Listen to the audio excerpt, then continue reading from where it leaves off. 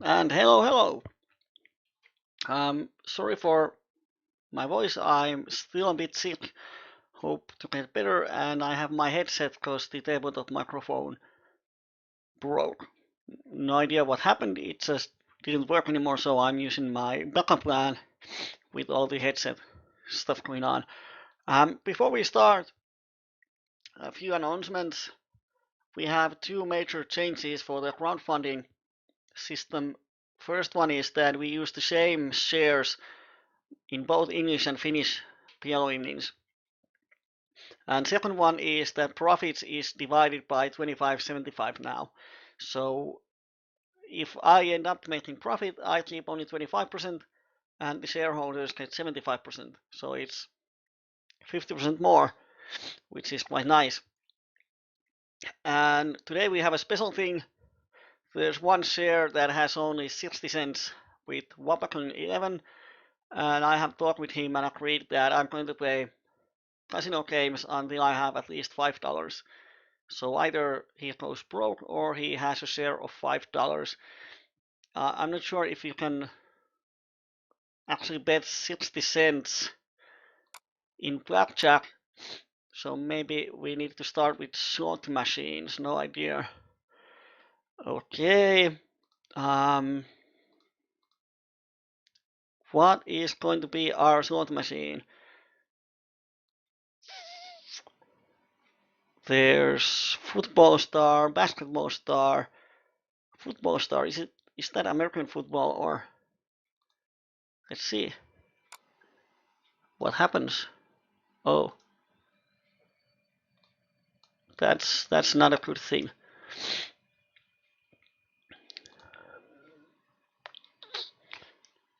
It says, please wait, please wait, please wait.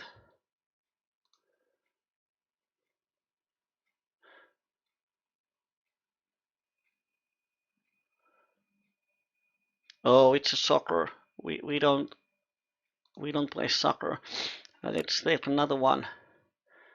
I have no idea what is actually the difference between all of these slot machines. There's ho ho ho. That sounds nice. It's Santa Claus. Not sure if I have some problems with my computer. It doesn't load. Maybe my flash is broken. No? Okay, then let's play some kind of blackjack.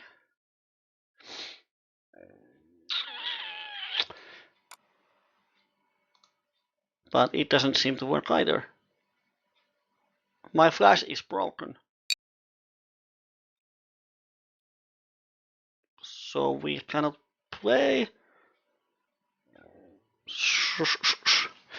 And I cannot play on stars because I don't have my stars security token with me at the moment.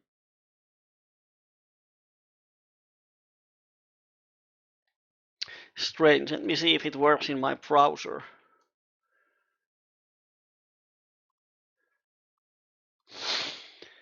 So maybe we don't play any casino games today.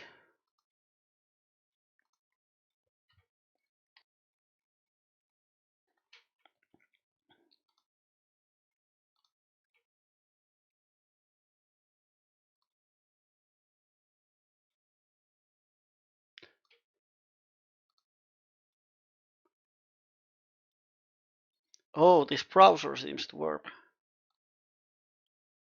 All right. So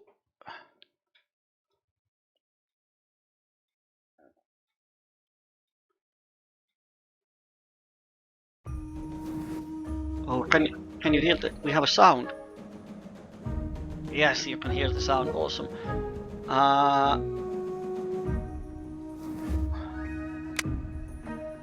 Okay. And we want to play. Okay, we can get 3 rounds. Sweet. Woo! I have no idea how this works, but it's fun. It always shows me if I win. I have no idea. There's a lot of like I have a zillion Koi Princess stuff, and I have a straight here, but no wins. The last one. Okay, and how much we win?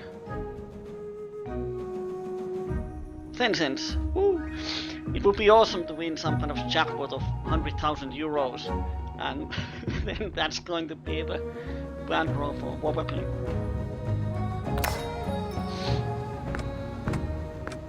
And we have a bonus. And nothing. Okay. So I suppose that was it. No money for Wobbucky. We did the same for those really small Finnish shares. Last Friday we played blackjack. If we just stick up with putting all the money in, we would have had 100 euros out of the mini funds, but we didn't. We played strangely. Okay, let's stick to PLO. Probably our EV is best in there. So slots was no good, so we go to poker and open 4 tables as usual. And what I want for this year is that people are more active in the coachings. Be interactive. We have Pokemania chat open, we have Twitch chat open, and Modes from Finland is asking why aren't you play PLO? I'm going to play PLO. We just have to gamble with the 60-cent share to either get it to bigger one or get it bust. Because we're going to clean up the shareholding list. So if there's these 60 cents shares, it's probably never going up or down. So just to make our life easier, had to gamble with that for future shares and for some entertainment. We are going to play PLO. We have 2 tables open already, and we are going to open the 3rd one here. Bada boom. And wow. PLO 20. Let's see how it goes.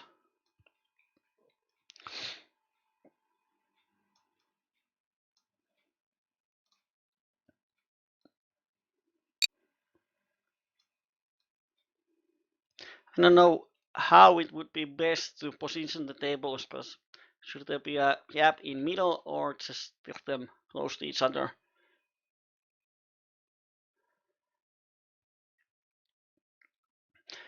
Oh, I miss those days when the only slot machine was this old slot machine where you had only one line, and the pay table was pretty simple. There was 5 different fruits, and if you get one or more of those, you might win money. Now this slot machine has 20 lines, and none of them go straight, so they always go like this, and no idea when you win money. The machine tells you that you won or you don't, and you just press the button. Oh, I miss those good old days.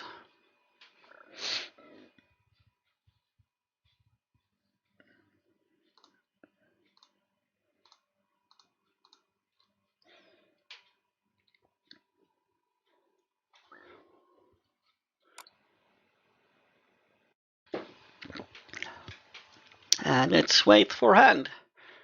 Do we have any known players? Not much. Where is a rare? No fishes. Not a single known fish on the web. Of course, here when he limps from the button, he's probably a good customer.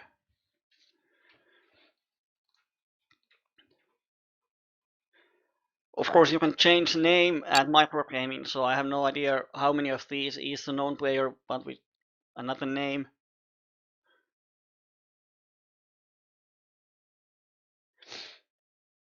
There's only 1, 2, 3, 4, 5 tables open at the moment, Friday evening, so let's see how the tables are. If the tables are really bad, we can open PLO 10 tables or might even take a shot to PLO 50. Often it's actually good instead of sticking to just one stakes. Always look one up or one down. If you normally play PLO 20 but the tables are really bad, like there's only regulars, often a good PLO table, a PLO 10 table is a lot more profitable than bad PLO 20 table.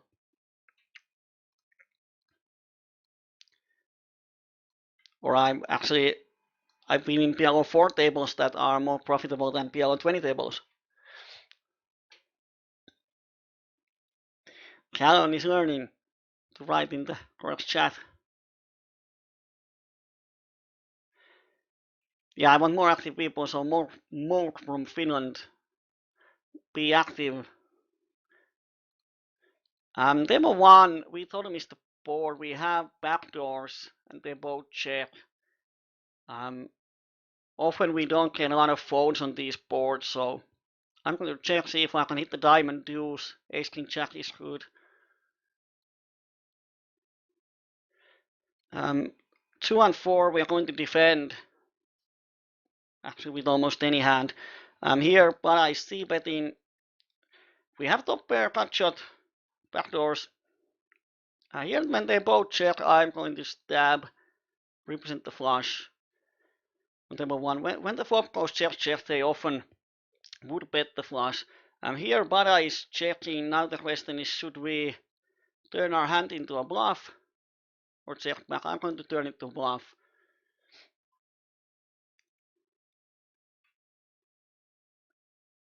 And here we can basically shove aces. Let's do it. Let's start the session with the flip. And even if it's one way, not a big deal. We have pretty decent aces, so no matter if it's heads up or multi-way, it's plus EV. And oh dear. Oh, we free rolled on the turn. Well, we won 50 BBs, which is nice. Did he have rainbow? Oh, it doesn't show yet. Ace king queen. He had 11% pre-flop. That cold calling 4-bet is horrible. So he's probably pretty aggressive. Now when he 3-bets, it's not a pot size 3-bet. He could put 170, so I'm not sure what to think. He gives me a better price to call. Hand is sort of badish, but I think that on some flops we can float and then just make him fold. We are 150 BBs deep, so I'm going to call here. Yeah, I have a cut shot, but basically, if turn completes something and he checks, then it's a good spot to stab. And this is not a good card to bluff, because I would assume that if this is 10-9 or jack, he gives me more credit than drawing to the 6-7. And now he puts it. He thought for so long, so I actually think he might have the straight himself. Or some kind of set or overpair with flush draw. Definitely something. He's never potting here with the bluff.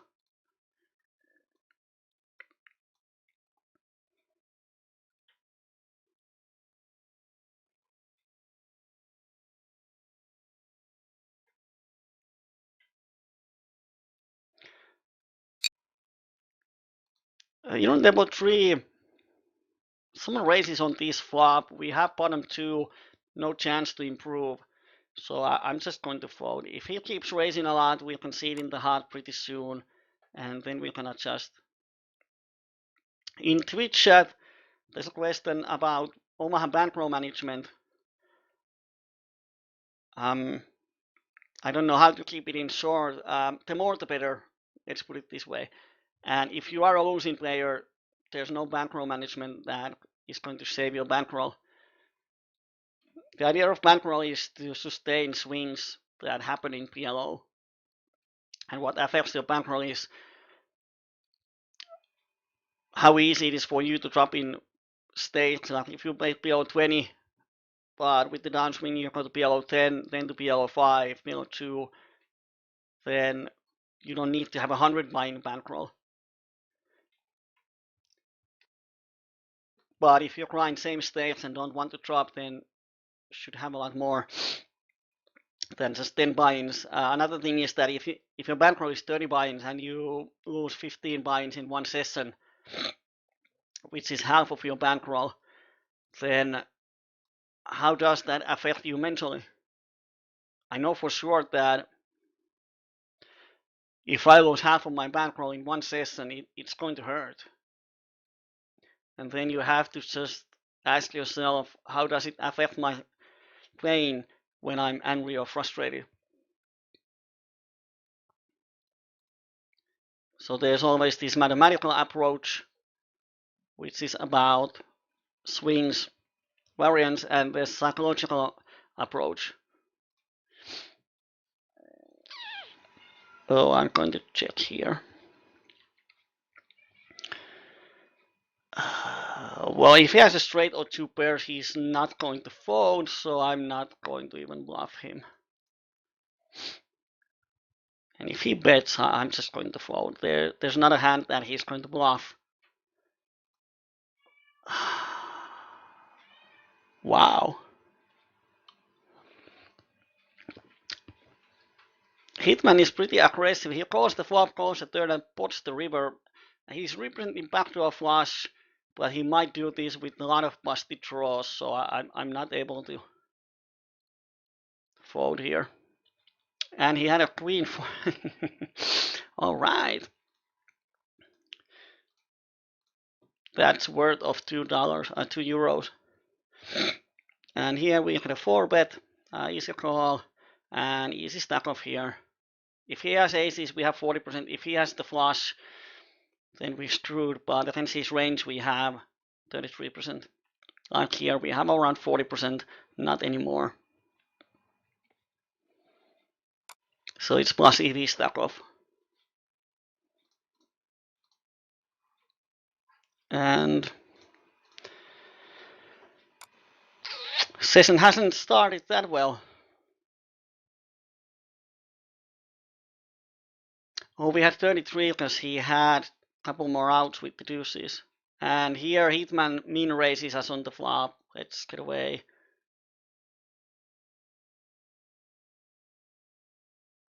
Okay, let's see the flop. Miss.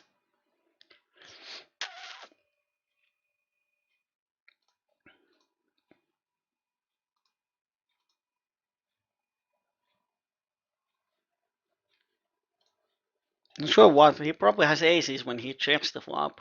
Can't believe he would do that with just a rundown. But as we have only ace high, there's nothing we can do.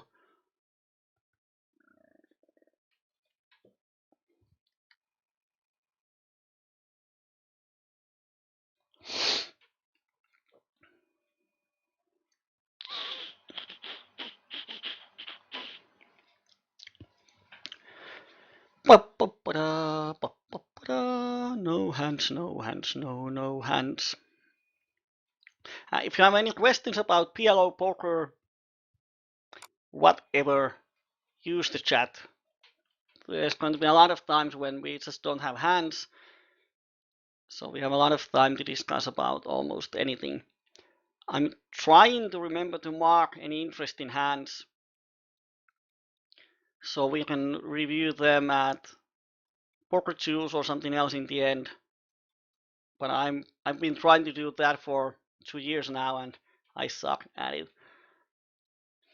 So if you find some of the hands interesting, you want to know more about ranges, equities, hands distribution, whatever, just ask me, so I will mark the hand and we can check it on poker choose later or something else.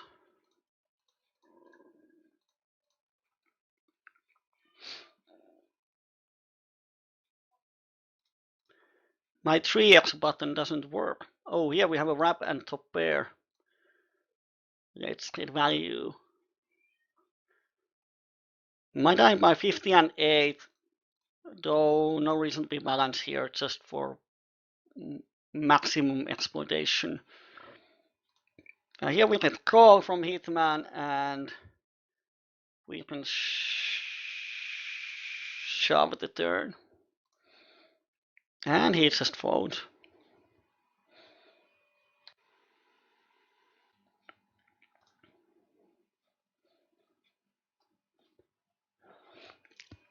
PokerJuice is our official partner, so I'm definitely going to, or at least plan of going to use it more in the coachings. There's an interesting offer on their webpage. I saw it today. It's valid at least for the January. Is if you get a yearly subscription for PokerJuice, there's a lot of these free gifts that you can select. There's coachings, PLO Quick Pro Manual, and a lot of things that you can choose. The value of the gift is from 50 euros to 250, and the starter PokerJuice for a year is 250, so it's a pretty good offer. So if you plan or have think about or thought about getting PokerJuice, definitely in January, you can get a great value. Mork is asking on the Twitch that what is the best way to learn? Is it a good way to just play and watch high-stake videos? The problem is that when you watch like Phil Calfon's videos from PLO 500, the stuff that they do there, the reasoning what they do, and the general gameplay is totally different from micros. And if you try to play it in the same way as micros, you're going to lose a lot of money. Because the thing is that no matter how good your bluff is, most of the opponents are not interested in your hands. Or no matter how good spot it's to bluff for opponent in theory, if he is 50 and 0 opponent, he is never bluffing.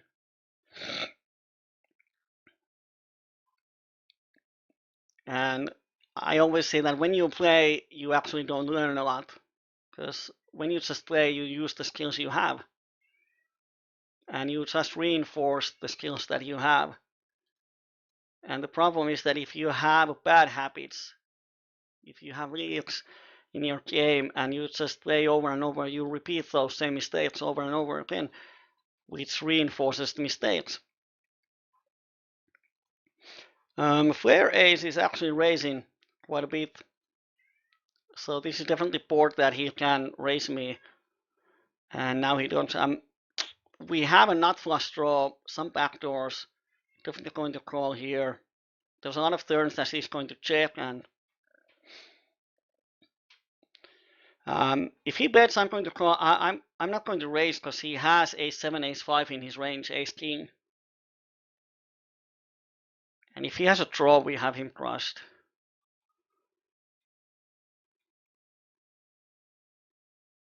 And I don't think he's ever donking here with just an ace. He might have set of 7s or 5s.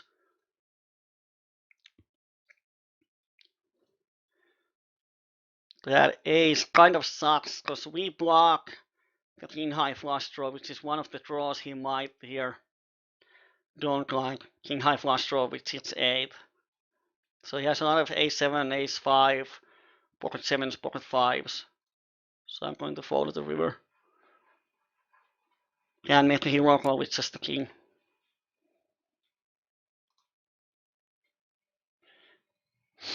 The AI is asking, have I made any New Year resolutions? No. I made one. I try to use PokerJuice more in coachings. That's the only one. But I don't believe in New Year resolutions. I think any other day in the year is as fine for making resolutions or decisions.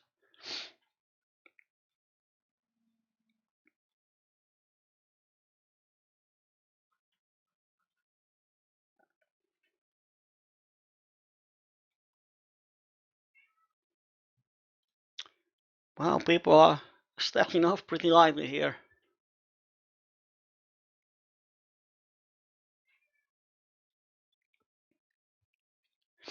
Like here, when Flare Ace donks the flop, I have always said that I don't really like donking. I like donking is a good option when we have an opponent that is going to check back often, or in multi-way pots definitely, but in a heads-up pot, short-handed pots, when you donk, you just make your opponent fold his air, so you don't get any value from his air. You isolate yourself against really good range.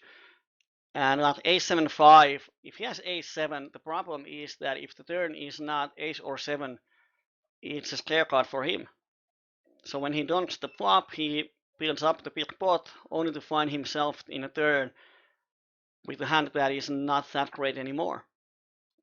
And if he has a huge combo draw, he's often just missing value.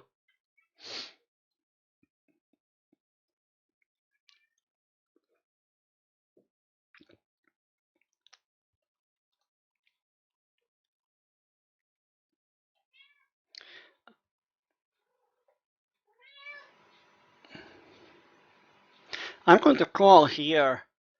Um, if I'm sure the flare air is folding, I would raise here, but I think that he might go for check raise if he knows that Dow pass is really aggressive.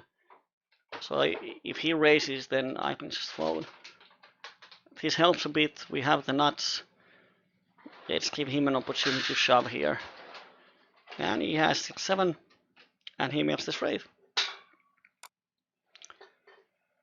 Easy game, 18%.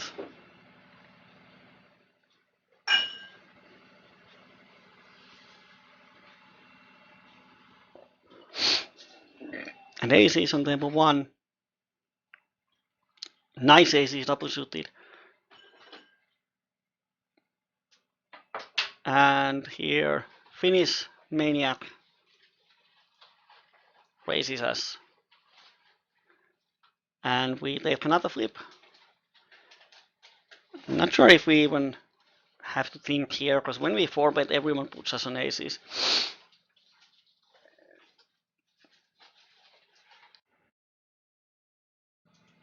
And we have SPR half, so we are going to stack off always. No reason to even think, just get it in. If he has any piece of the board, he's going to stack off.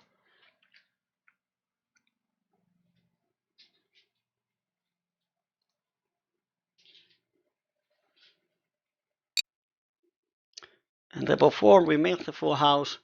I call the flop because he didn't pot it. Earlier, I think he is potted always when he has hit it hard. And this is nice flop for floating. But when he checks, I'm betting. And now we can semi-bluff. And he folds. These kind of opponents are really nice that open a lot of small blinds. They are used to it in Hold'em. And when they miss the board, they just give up. They check call the flop, which is quite horrible in my mind, unless they have a really good plan. Because when they check call the flop, they up their range, they have to fold on so many turns.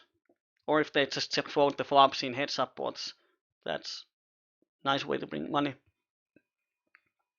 Multi asking how old I was when I started playing poker. First time I played poker in the 8th grade. Or was it in high school? Not sure. But when I started playing poker more seriously, it was in 2006. It was 5-card draw tournament that I started to play, and I won it. I won 300 euros and bought a new wind glass for my car. Then I played Hold'em for a while, and then I changed to PLO. I can't even remember when I changed to PLO, probably 2008 or something. And I played poker in Great Britain, in Holland, in Czech Republic. Not sure if there's any other countries. Just can't remember all of them. And I actually played in televised poker in London 2007 or 8, 9, 10, 12. No, it was 2011 or 2012, actually.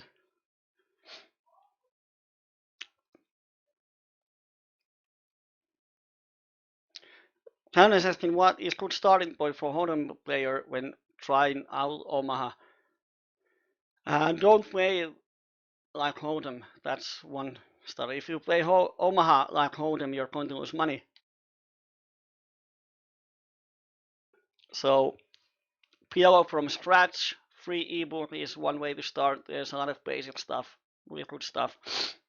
We are going to do a series of coachings with Deja about how to transition to PLO. And we're going to start it as soon as we get it started.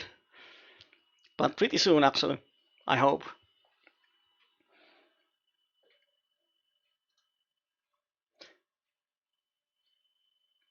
So the first thing is to, if you have played some other poker variant, like if you have played Cash Hold'em, the first thing is to figure out what are the main differences.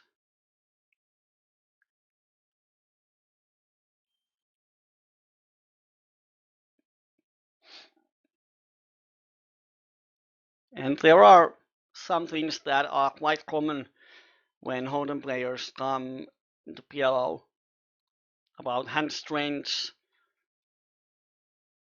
Here I'm going to bet myself.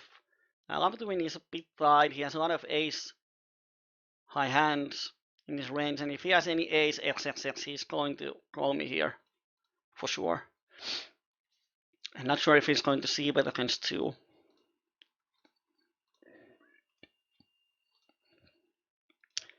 He's Reino quite tight.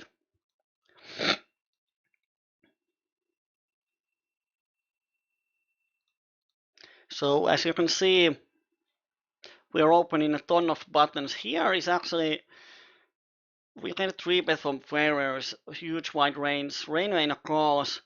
Thing is that if we hit 3 to 4 kind of stuff, they don't block our outs.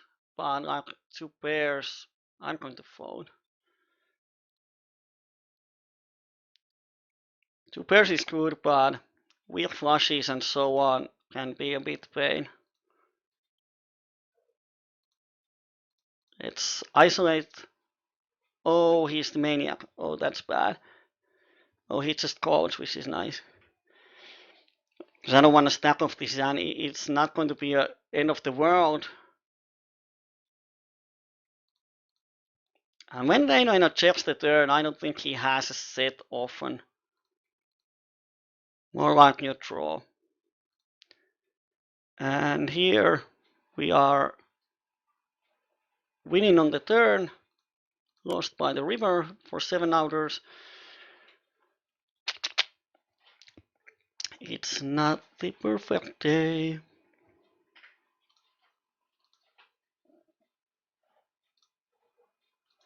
And here I'm going to call the turn. When I check the flop, he's going to bet probably his whole range. And we have the cut shot to have some extra equity. Oh, that king hurts. But we cannot represent. Oh, I think he would have called, but we cannot really represent much. Oh, he made it straight on the river. But it was 50-50 flip on the turn. Wow. Looks like in the first half an hour we have lost almost every pot so far.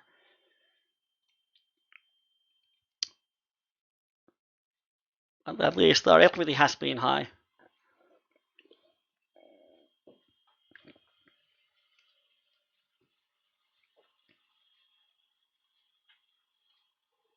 Table 1, 5-way pot, and we totally missed the board, so not put in a cent more.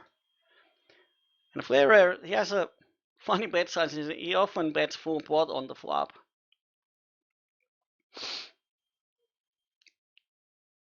Haven't seen him go to showdown often, but I would assume. Oh, he has triple barrel with air, and he has code 4 bet with 10, 8, 7, 6. So he's pretty aggressive, and he can triple barrel with air, but he had a funny bet size in there.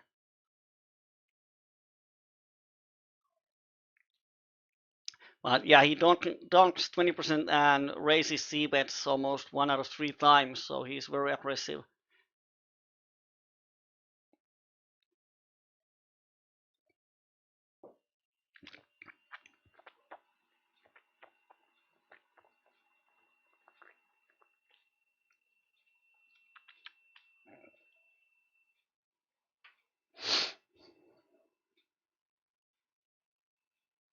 But when we know that someone can triple barrel with total air, even without any draws, then when we hit hard, we can definitely make a call downs.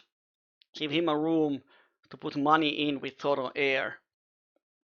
Of course, sometimes it backfires and we give a cheap card for draws, but overall, against aggressive players, we make money by either stacking off with stronger range or trapping them.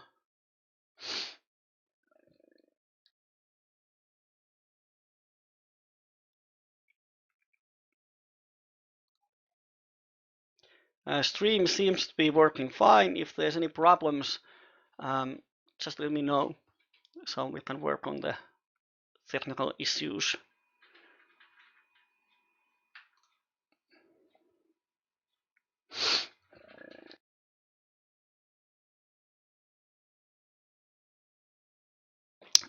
Trying to see if we have another tables open. I'm going to get into the waiting list for the other tables. There's 3 more. If we can find more fishes. There's a lot of regulars today. Like this table 3 is not a good one. Not a single good customer. These are wrecks, wreck. He is one of the. Lisan is the worst player here. And even he is 35, 33, 8, so he's not a huge fish that is going to give us tons of money. So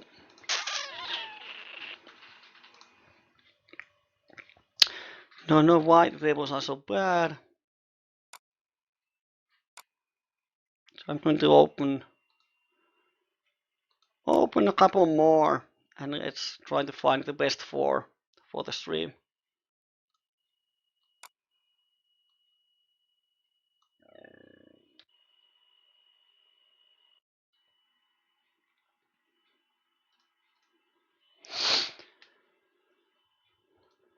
Table 4, I'm going to see, but if I check the flop, I tell the opponent that probably I don't have a straight, so he can bluff any turn, and then I have to bluff cats with the weak top pair, and often in a heads up pot, C betting is almost always better than checking.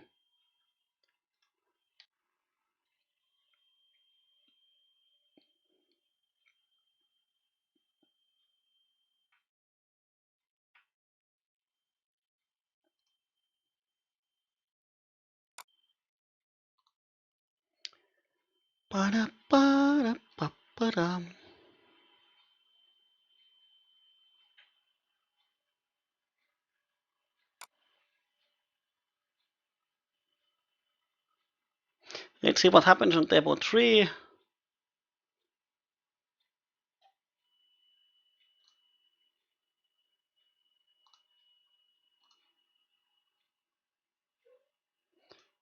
If Flare Ace would have opened, I would have 3-bet him to isolate.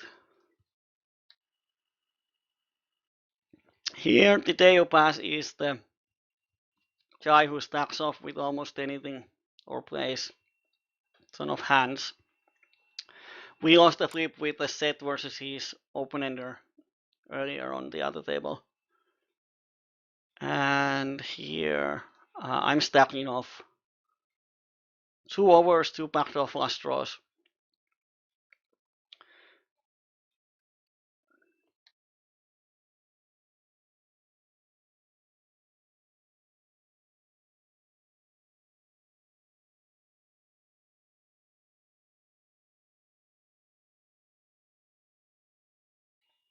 Mm-hmm.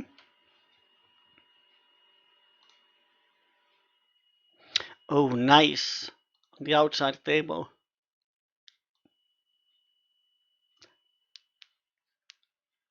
Let's see what happens. I'm going to show it here. We open from the button. Oh, nothing. We opened from the button, opening 3-bets, and flop was 6-5-8 rainbow, and he check folded after 3-betting. Well, we had the nuts. I just didn't think he's going to bet fold there. He's going to check raise or check call.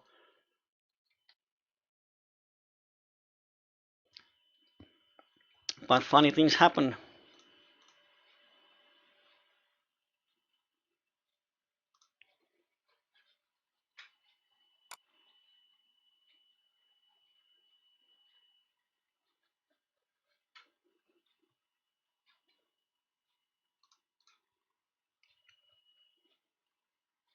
I would assume that Flare Ace 3-bets me here some of the time, but didn't this time.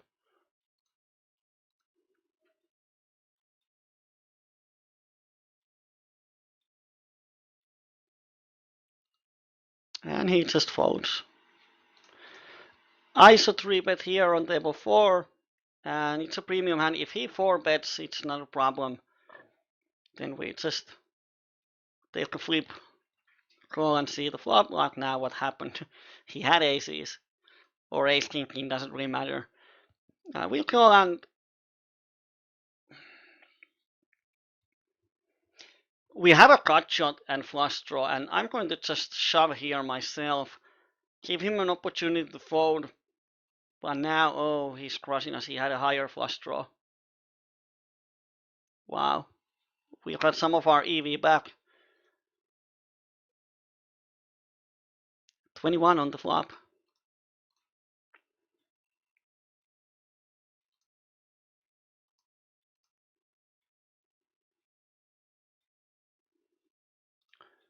I'm actually going to call here.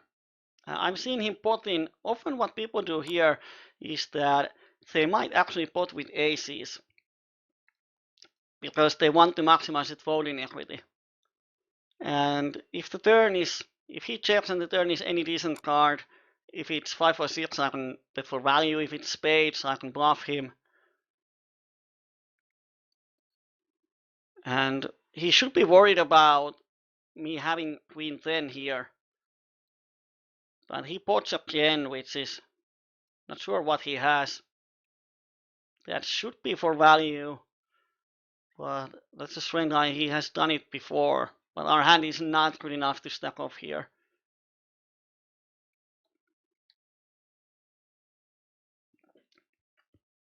So he has been pretty lucky for. Because against him potting, I would do the same line when I actually have a hand. Because he seems to pot the turn quite often. And he has done it 2 or 3 times against us today, so he's been a bit lucky that we haven't had a hand so far. I'm here. When we flop a jack high flush, I'm going to stack off the three streets of value because people are taking call downs with smaller flushes all the time, which doesn't happen at higher stakes.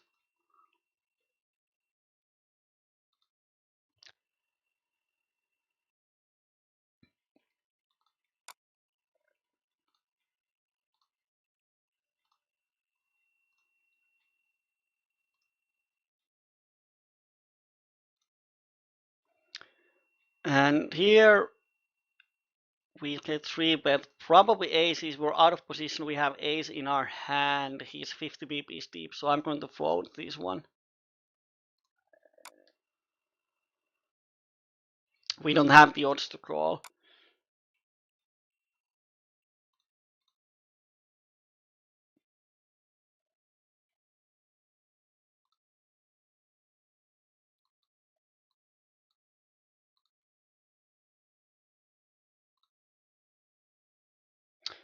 Moke is asking on the Twitch how long I'm going to play.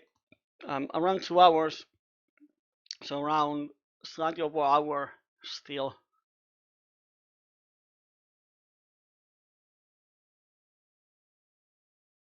Let's hope the tide is turning. We ran pretty bad in the beginning, but here on table 4 we got it all back.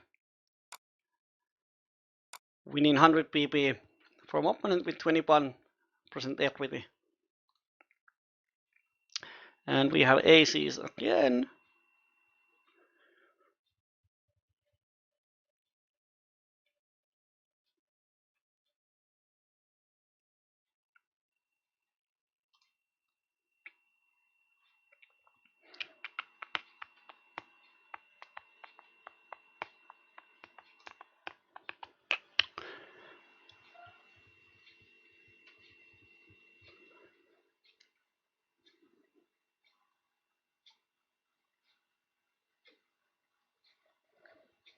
I'm going to flat here.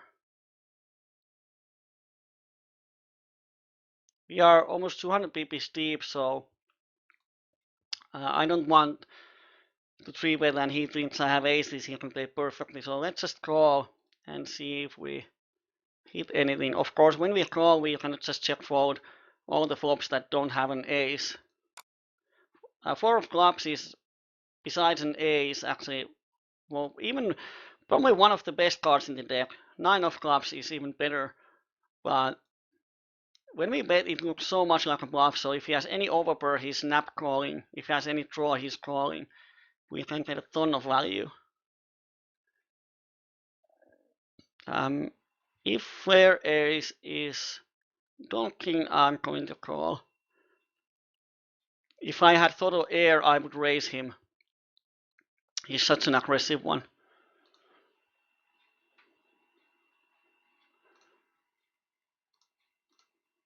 And this 9 of clubs. Oh, he checks me. If he had bet, it's actually quite close, because if he bets, it polarizes his range so much. And he had 7-5. Did he have total air on the flop? Ace 7-5, yeah. Total air, really weak hand on the turn, and then the river he actually makes a runner on a straight. Wow.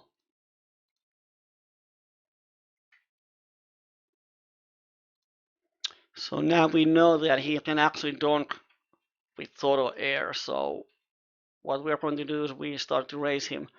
Here we have 2 pairs and things just get crazy. So we get it in.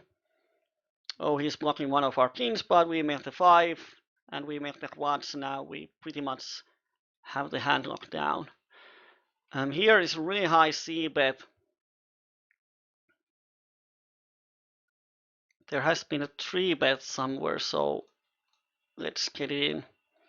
If he has aces, he's stacking off quite nicely. And if he doesn't have, we don't really much get any value from him. And let's hope he doesn't have higher flush. No, he had aces. Let's see if the hand holds. And it does.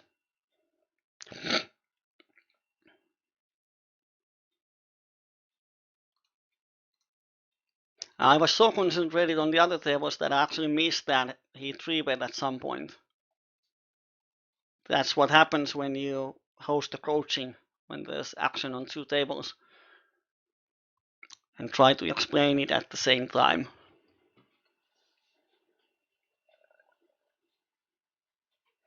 I'm going to make a note here that he donks with air.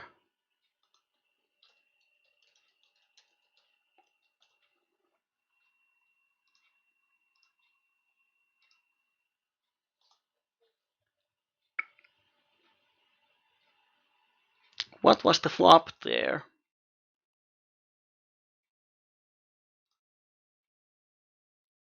Then 6.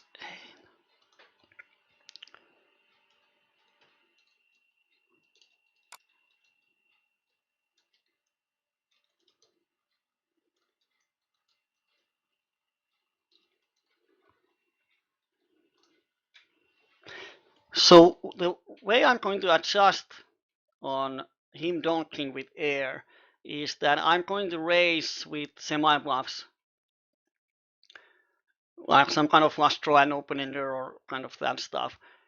And if I had a strong hand, I'm just going to call and then raise the turn when he pots and commits himself.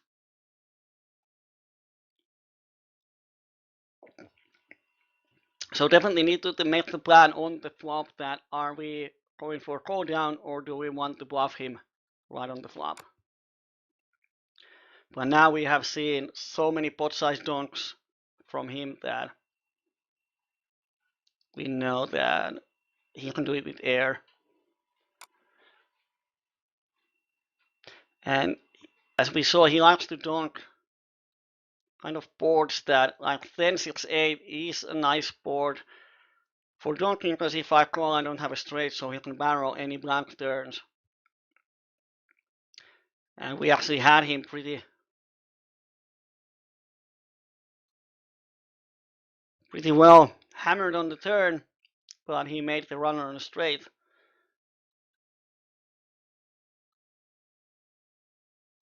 So I don't think his playing style is nowhere near optimal with his bet sizings and donking frequencies, but works today. Here Rusty Guy bets the flop. I call. Oh, the jack is bad. Probably just going to.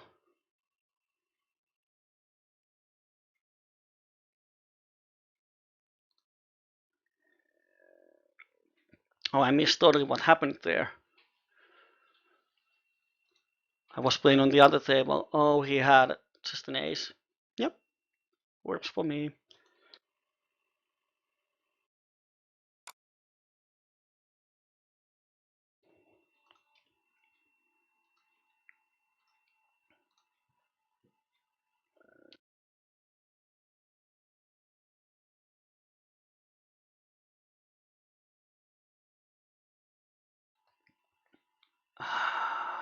I'm going to enter here. Pocket 8 is one of the good ways. Let's see what happens if we don't here. Should we haven't donked these paired boards, so I think people should give us a lot of credit.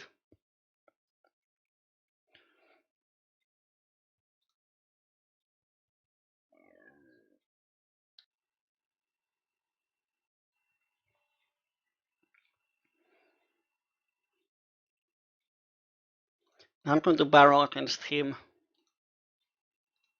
If he calls a turn, then he has us beat, but I think he can call the flop with wide range, and it's one of those days that he might be thinking that on the flop we are bluffing and he's just making this call flop min raise turn because he thinks that we have a lot of bluffs in our range, or then he has a really strong hand. It's one of those days when one opponent seems to do all the perfect decisions against you. No matter what you try to do, they always end up winning. They are bluffing or they are raising big when you don't have a hand. They are sucking you out when you have a hand, and so on. But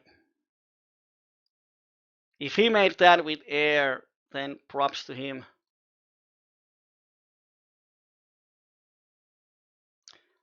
He might be thinking that we would never donk here if we actually had a trips or better.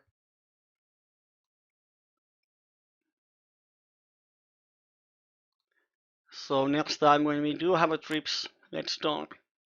The problem is, of course, that if he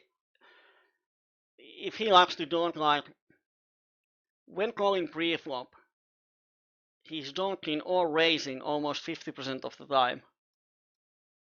So he's rarely just calling c-bets. He likes to donk or raise them. That's his game plan. So when someone else does the same, he automatically probably thinks that they are bluffing because he is bluffing so often. But as we can see, he folds around 50% to c-bets.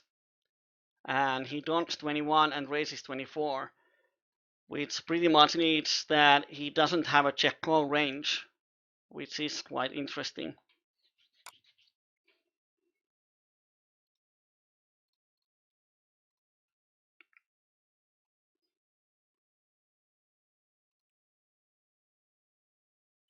So that helps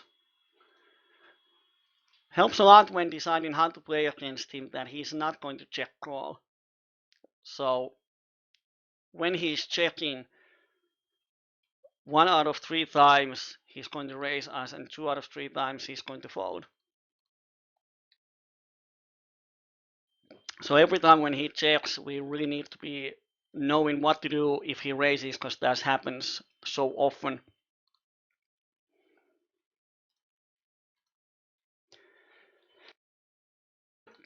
Table 2, sorry, we flop cut shot and flush draw, and I'm going to semi-bluff here. If he has aces with clubs, aces with spades, it sucks a lot, but we have a lot of folding equity here. And if we call, we need to get implied odds for the flush draw, and it's really hard to get value if a spade comes.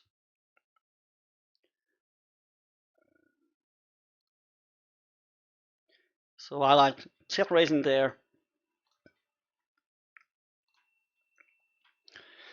Oh, too bad we don't have flare ace in the pot.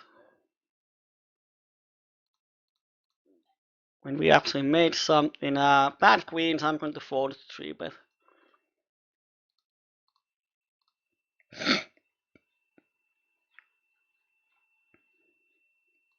And people just give up on that flop. No, wow.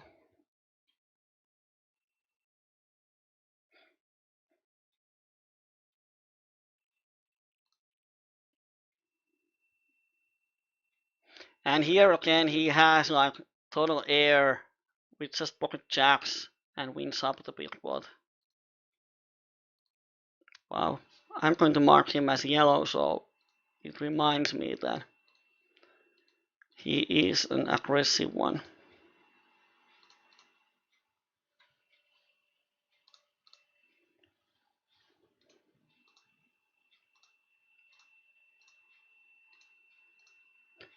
We know a lot about his playing style, so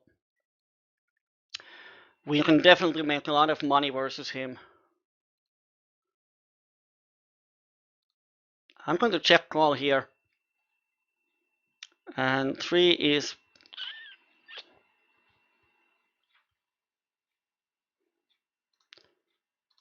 Well, now someone bets. I'm going to call. Can't fold. He had a 3. It's not that either one of them might have a 3, but he might bluff and he might just call with the king. Let's pot raise here. We pick up the trap along with the flush draw. So even if he has a set, we have a huge equity, and we should have a lot of folding equity because he bets half a pot on the turn. Doesn't have often a strong hand.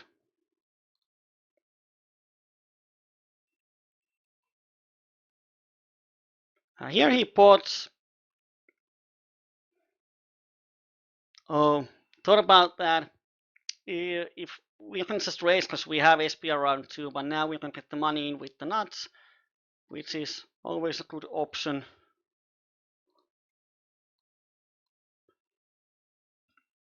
And we actually make the full house. He had 2 pairs and flush draw.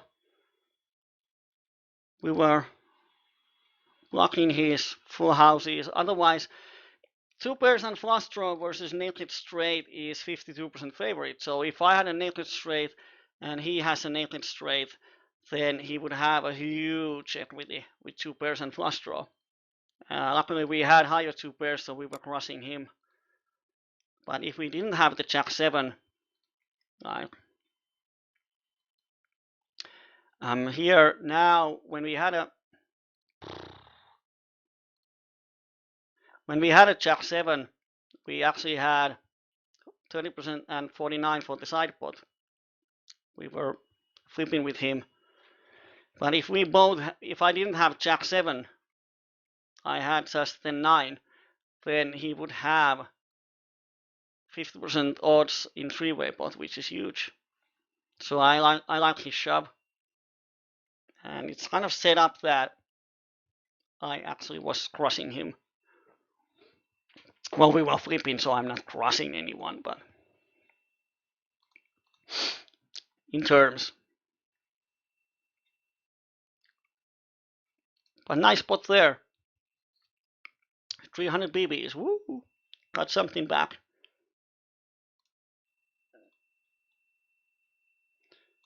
And now the chats are dead. No one said anything.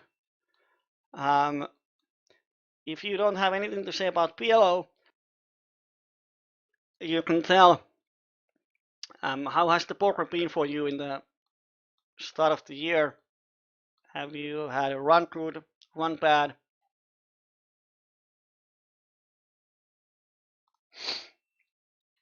And what are your plans for the 2016 in poker? Just running up as usual or trying something new? Trying to aim for the higher stakes or whatever? What are your plans? We have 2 chats that you can use. Just use the damn keyboard.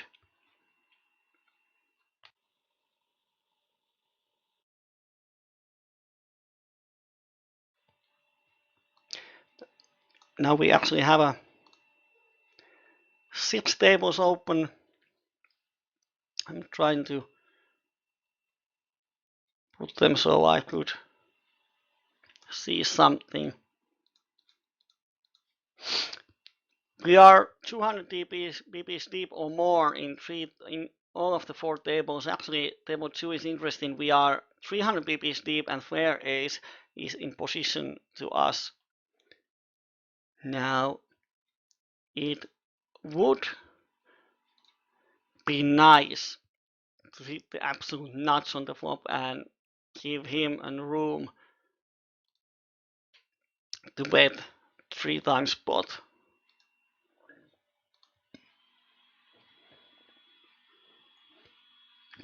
We have the second nuts. When he checks the turn, I don't think he's going to. Well, I think he might. Oh, we waited for so long.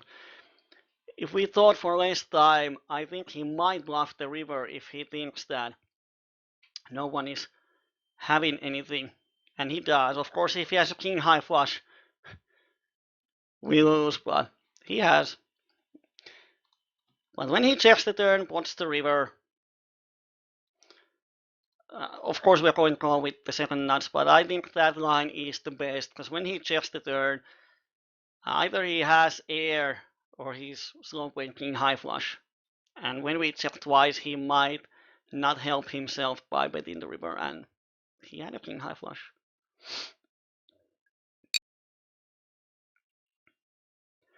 Lucker.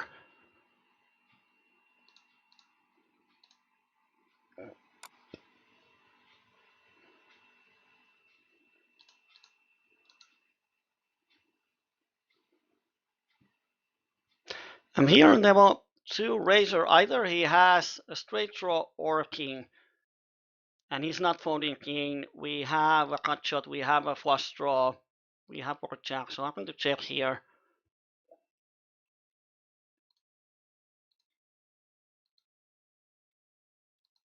And we have no information on him, and he bots the river.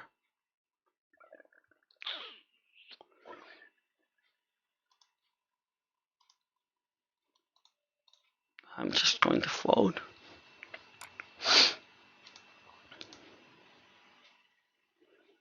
He's so passive here on table 1 that I'm just going to get away.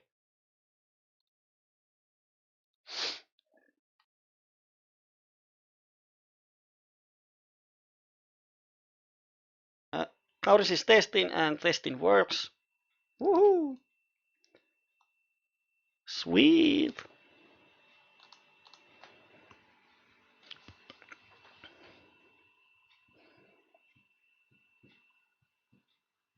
If Flare Ace bets, I'm going to raise him.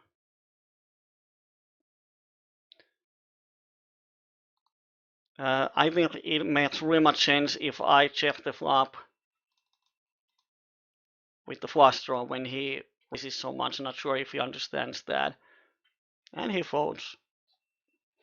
First time that we can outplay him. Woo! We won 90 cents from him, but man, feels good.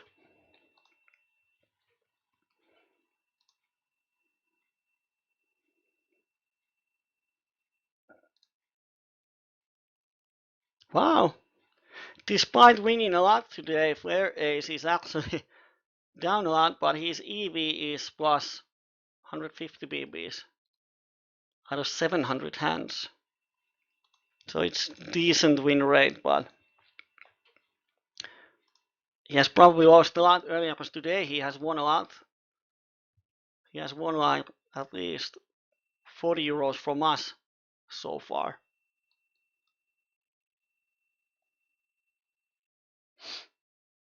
And here we're going to 3-bet and code 4-bet.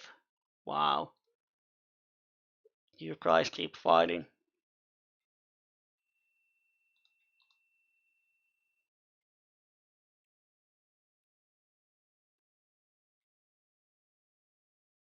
Is it aces versus aces, or oh, he doesn't have aces?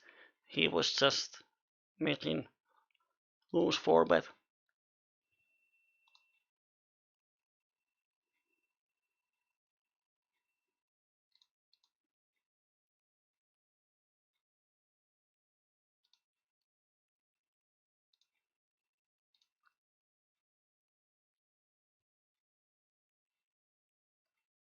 Wow. Are they going to check it down?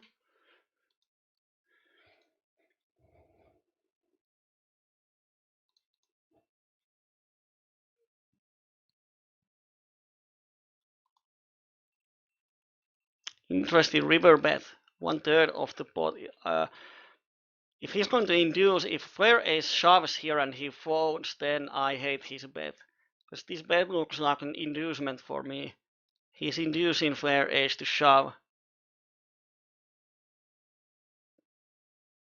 Wow. Of course, it's a really bad spot when Rusty Guy most likely has aces. It's really bad to start bluffing when he doesn't have folding equity versus the aces.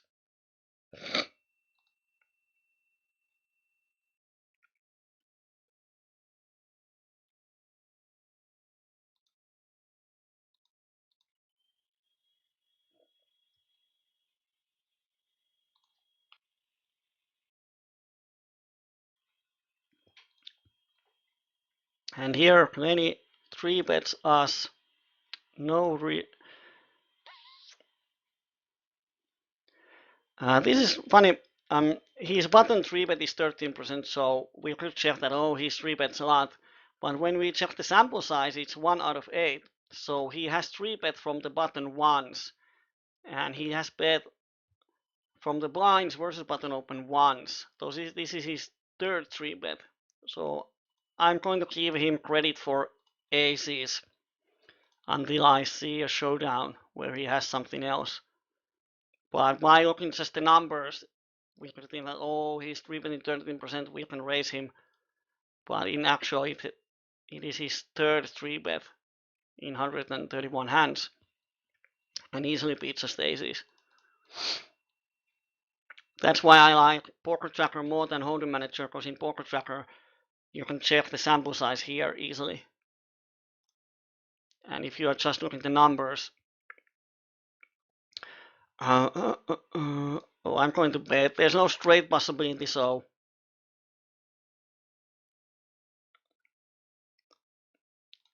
If I check here and bluff, then I have to bluff catch the turn, and there aren't that many turns that are really good for us. So if I check the flop, I'm going to put myself in a nasty turn and river situation.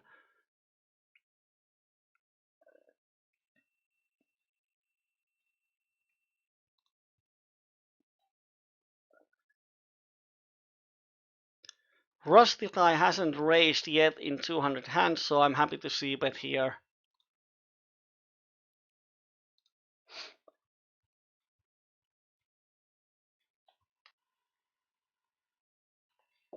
And we take the pot, which is nice.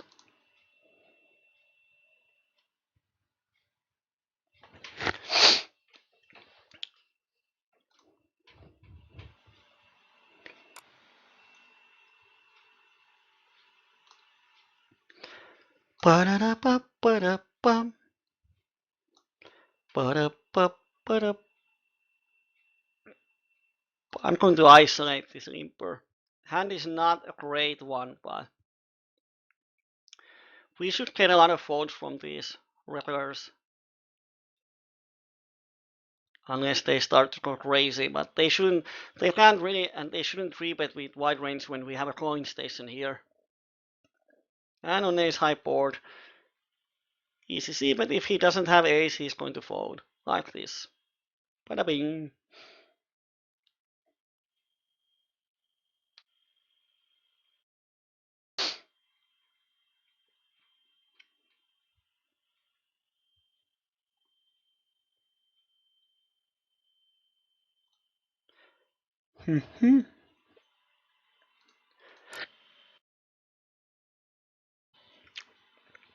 As you can see, I'm folding a lot of small blinds versus flare ace, and aggressive regular is really hard to make money out of position with weak hands.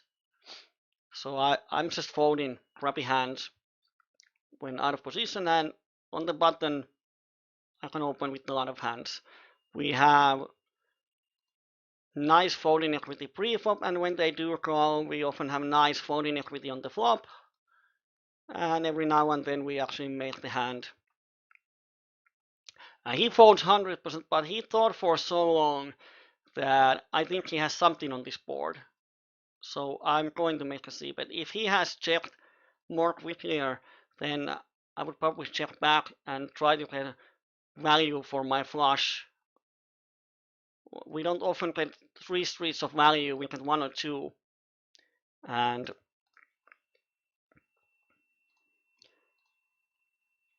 here, when he thought for so long, I think he has a hand, which means that I'm going to try to get the value now.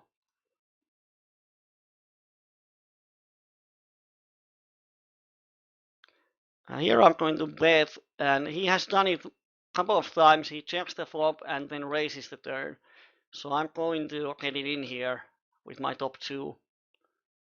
Of course, if he has a straight, we are trying to 4 outs. But here we're going to check call for sure.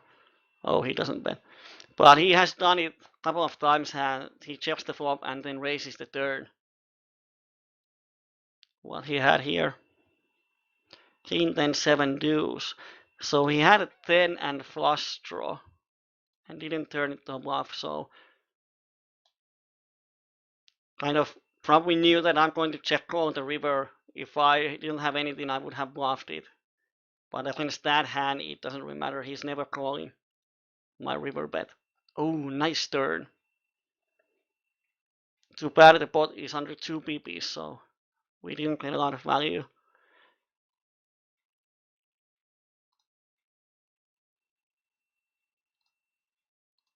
And here, a really tight one, donks. Ooh, I'm going to get away. Oh, 70 and 8 guy bluffed me with air. I'll be damned. Double barreled me with air. Wow.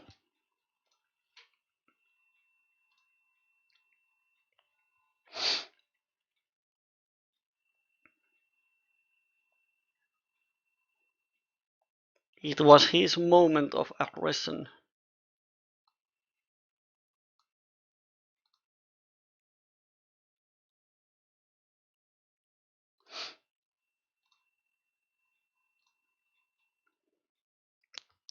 There hasn't been anything interesting on the outside tables. I have two tables open here on my other screen, but nothing has happened there.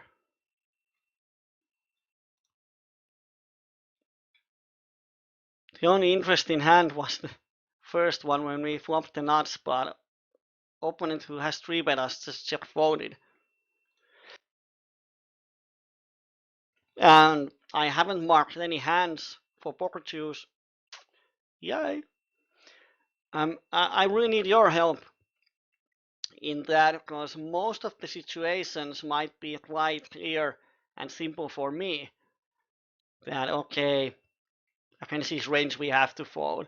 But if you are not sure what is that range I'm talking about and you want to know, just let me know. I'm going to mark the hand because I really like to go through hands in poker choose, but I'm really bad of marking themselves. There is rarely that interesting spots. So here we have hand, we have the set. Let's brief up razor. And let's just make a call down. He have aces in his range under the gun open, but yeah, he didn't have anything. Probably some ace XXX crap.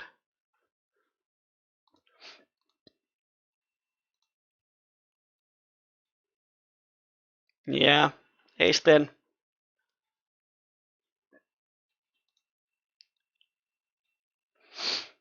So if there's any interesting hand for you, like you are not sure what is the range on the river, just let me know.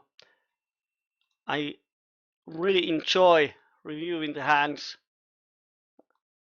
with pro poker tools or poker shoes.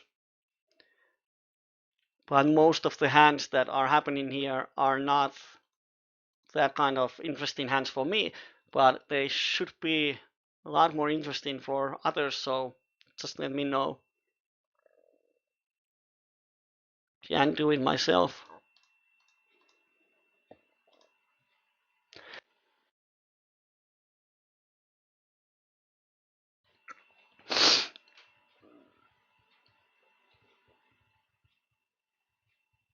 I'm here on demo 3, I'm going to bluff catch Rusty Guy. 873, kind of bored that I don't want to raise and turn this hand into a bluff, so I'm just going to call. 3 is decent for us. Not sure if he's going to barrel over pairs here.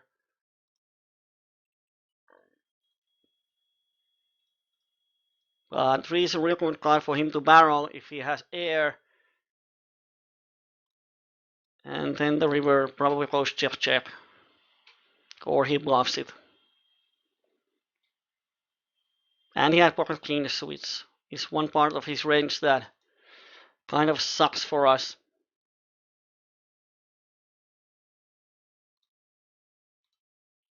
Rusty high 3-bet, but he didn't bet the flop.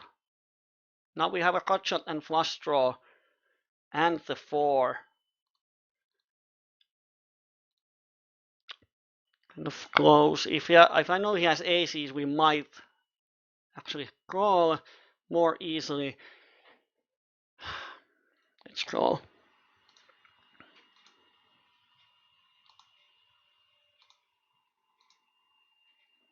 6 is blank, 3-5 that was straight on the flop is actually pretty much nuts on the river.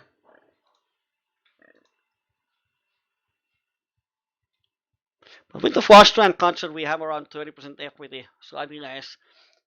It's not enough to call a both sides bet, but we definitely have implied that he's not folding his set of aces to half a pot bet on the river.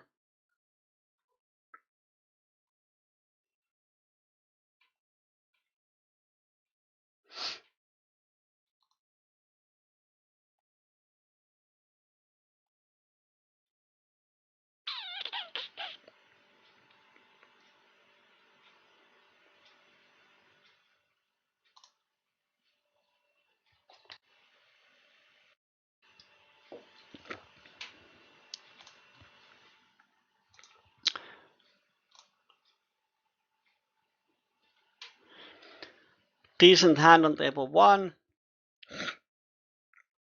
Let's see the flop. Against 2 shorters, I don't want to 3-bet this hand.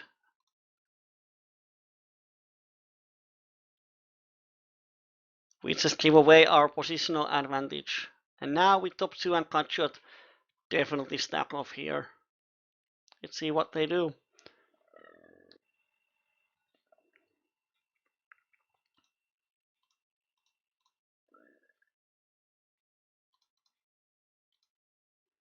And he is so short that I'm just going to raise here. Commit myself.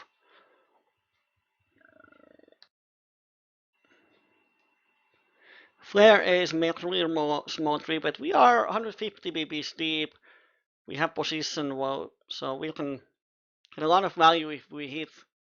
Of course, the hand is pretty garbage, but I think we can call. And oh, he has a lot of ace-high hands in his range so far, so I don't think he's going to fold any ace-high hand.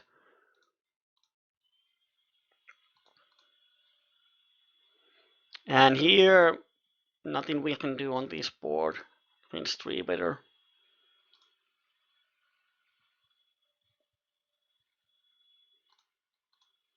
Here on outside table, we open button and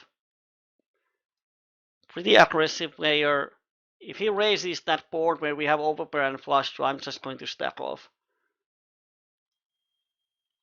But that didn't happen this time. On table 1, we have cut shot and flush draw, all to the nuts. And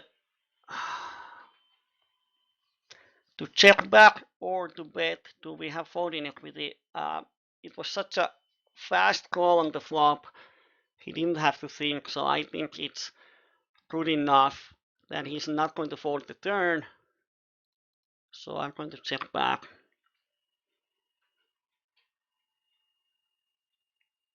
And now we cannot represent anything.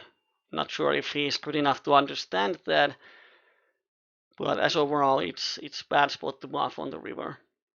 And he had overpair with the flush draw. No folding equity on the turn.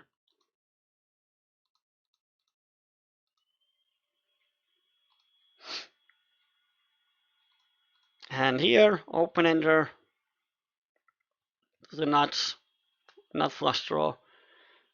Everything to the nuts.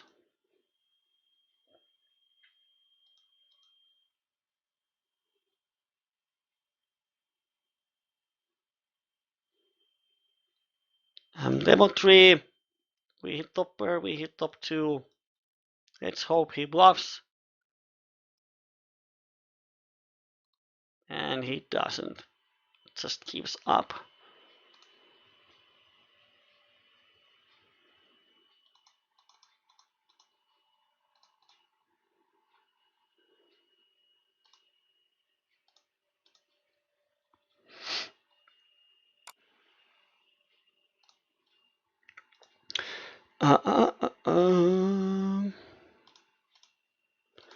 Can we float here? We have the cut shot, bottom pair, backdoor flush draw. We can definitely call. That is actually a nice card to make a semi bluff.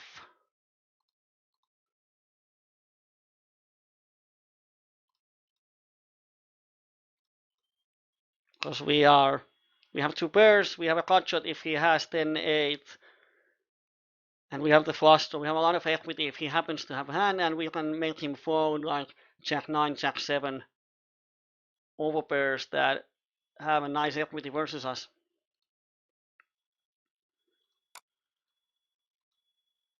And here I'm going to call. That bet sizing is such a weak. I don't think he he often doesn't have a strong hand. And now he's representing a full house, but he just calls the flop. He might have a set of jacks because it's a rainbow, but he's so aggressive that I think he has a lot of bluffs in his range too. Then he has 5 deuce, which really sucks. And he had a set of jacks this time. Because he can slow play on rainbow boards. But he's really aggressive. Post-flop aggression is really high. And I think he can definitely call the flop with like a jack and turn it to a bluff on the turn when I check and then think that I don't ever have a full house on the river. But this time he had the exact hand he's representing. While it might be 10% of his river range overall, this time he happened to have it and it looks pretty bad. But when he does that with really crappy hands, then it pays off. I don't like his river bet sizing unless he's sure that I'm bluff catching no matter what he bets. I think he should bet slightly smaller bet sizing to get calls from worse hands. Because when he has a jacks, that's one of the hands that I could play that way. But he's blocking them, so often my range is capped to overpairs.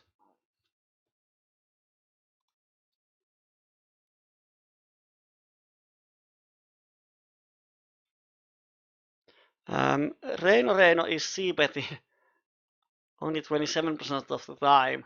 His opening ranges are pretty tight, so I'm giving up here. He just should have a hand, almost always.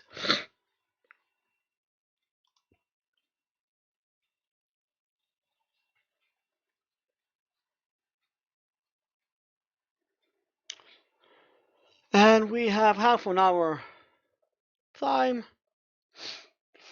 Rusty Guy hasn't raised in 300 hands. No reason to check back versus him.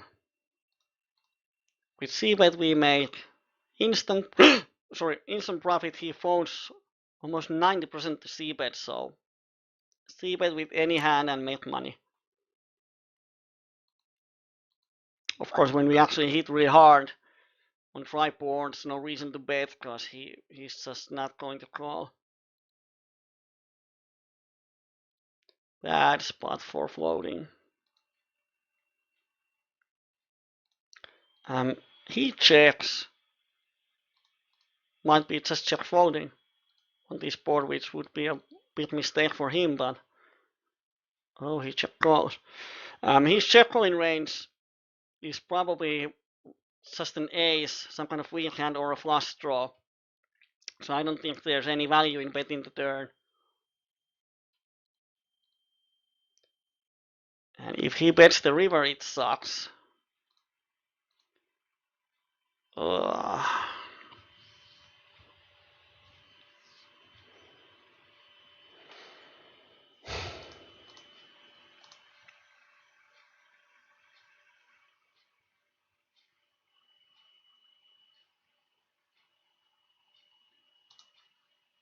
Because it looks a lot like a flush.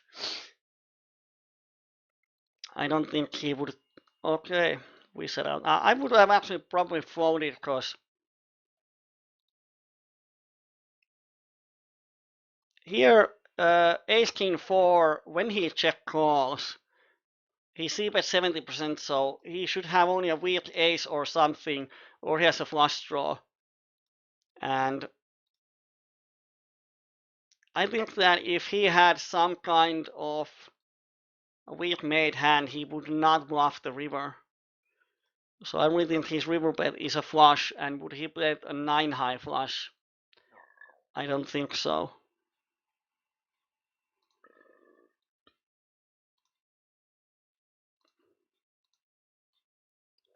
Here he calls the flop. We are blocking straight draws. I'm pretty sure he often has at least overpair or pocket pair.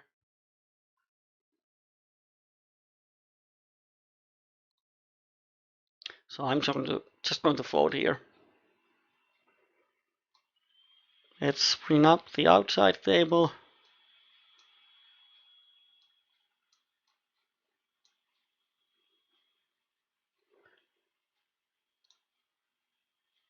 I'm going to raise here. He's really aggressive and he dunks the flop. And I'm calling to see pretty much safe turn. And now with his bet size, he doesn't have straight. When he calls, he doesn't have straight. So I'm pretty sure I have the best hand often enough. And now we have the second nuts, of course, we're stepping off here. And if he has an ace high flush, then beat. Yeah. That has happened a lot of times today.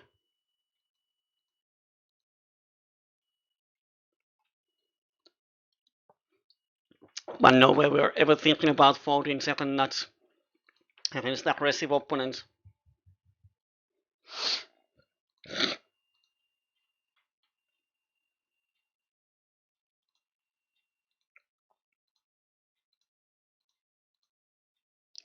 And here, Lenny, now he has 3-bet a lot more. So we are 100 pips. I'm going to 4-bet him. If he shoves, it's not the end of the world, but most often he's going to call, and we have a huge folding equity on the flop. And we are SPR1. We have only backdoors, so if he has a king, we are screwed. If he doesn't, we let it in, and he has only a flush draw. Of course, he makes it, but can't win every pot. We were 61% favorite on the flop. Doesn't hold up.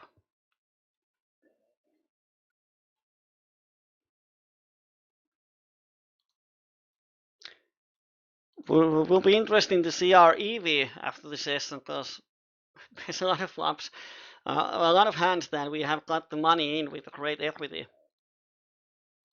Just really realize it.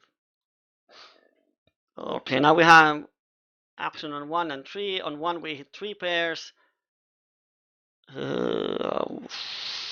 Try-ish. I'm going to raise. Like any card from 7 to ace completes a straight, so out of position it's going to be really hard to play the turns when we check call.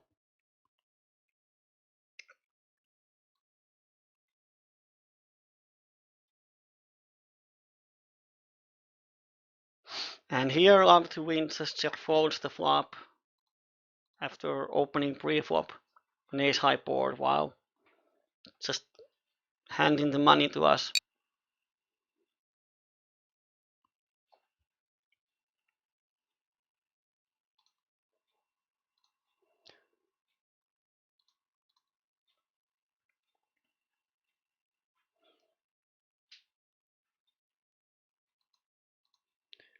And we pick up the flush. And we pick up the set. And we pick up the full house. I'm going to check call. And here we triple barrel. Does he fold? He should have a lot of draws in his range that just should fold the river. If he has some lone ace, it sucks. And I don't think there's a much value in raising here. Oh, he had the aces, because he have, and he calls me with ace. This is one of those really strange things that I just can't understand. Like, what the crap? He called me on the flop. Here's the hand. On the flop, he has ace, king, jack, 7. He has a cut shot. He's really tight, so he calls. On the turn, he has, I understand the turn call, but then on the river, he even calls, so I just cannot understand. If Glenn bets the turn, I'm going to call. Great card for him to barrel. And he checks, so I'm going to bet the river and represent the missed flush draw. And hope he beats me up with the bluff catcher.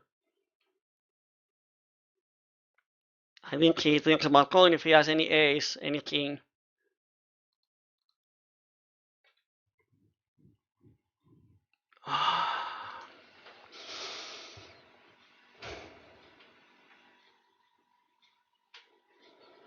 Now, he's never raising me without the full house.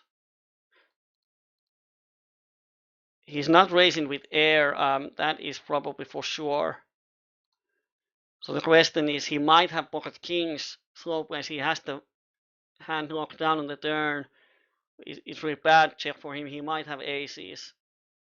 I just don't think this is a bluff ever. So I'm going to fold. It was such a quick raise. I think if he has total air, he would think for at least a few seconds, can he make the raise? So might be pocket aces would make sense. Wow.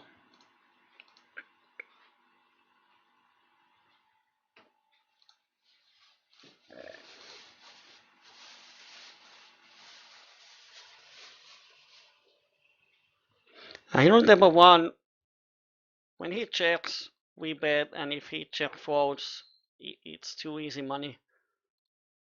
On table 3, we hit the cut shot and backdoors.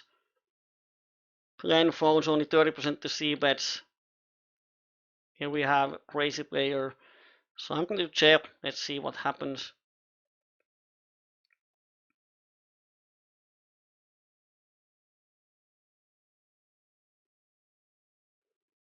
And he bets half, but he can do this with bluff. But once this OMG calls, he has something and we have nothing. So we just step aside.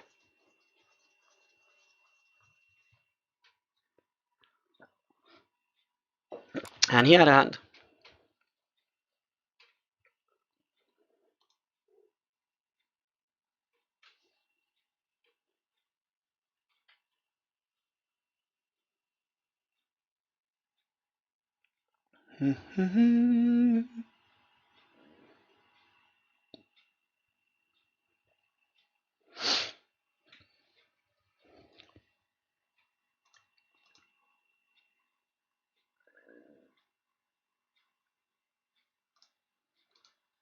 Today, it's actually a nice session in a way that if you are having one of these sessions like today, we have won some big pots. We had over 200 pp's in each of the 4 tables and 300 pp's in one. So we have had our moments for sure. But most of the stuff today hasn't gone in our way. I would assume that like 75% of the big pots we have had to fold, or when we tried to bluff catch, the opponent had a hand. When we tried to bluff, the opponent didn't fold, and so on and so on. So we have been pretty much been hammered in most of the bigger pots. So when you're having this kind of session, it's quite easy to get frustrated. Like, why can't anything work? And then, like, flare ace, is he even in the tables anymore? Oh, he probably had enough. The flare ace, one player pretty much always does the thing that you are trying for him not to do. Like being aggressive every time, and we just can hand aggression or. And against 150 BBs, this is sort of close. Do we want to even 4-bet this? But against 2 colors, we get SPR slightly above 1, so on most boards we can stack off. If the board is horrible, we can fold, we have position. So, as I was saying, if you have a session that 1 or 2 opponents are just manhandling you, oh, they both have rundowns. Crap, can we dodge everything? We can. Sweet. They had like chillion outs on the turn. What was our equity on the turn?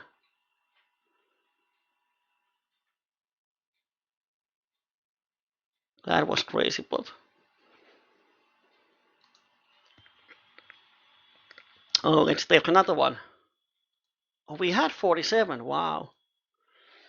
So when you have a session that someone is just, it feels like he's outplaying you, you can get this feeling that I'm going to show that one who's the hero, who's the boss, and then you can just overplay a lot of hands. I like he's thinking that he cannot have aces. So, which reminds me of a funny thing what happened actually at PokerStars. It was um, one of the micro tables. I'm not going to check back because I think he just wants to stack off, and I'm not happy to stack off here. And I'm just going to call, give him an opportunity to bluff, and I'm going to call the river for sure. When he checks, I think we can squeeze value king high flush, but if he has king, then I, I I have to bet and try to get value. It's just if he raises, then I'm not sure if what do I do because he doesn't have a room.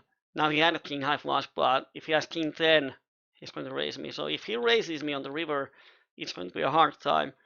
Because on the other hand, he shouldn't have a bluff in hand, but then on the other hand, he might be tilting.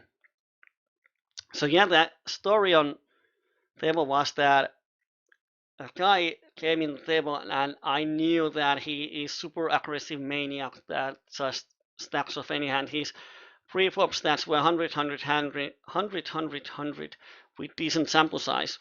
So he just, always when he came to the table, he just jumped every hand and tried to flip.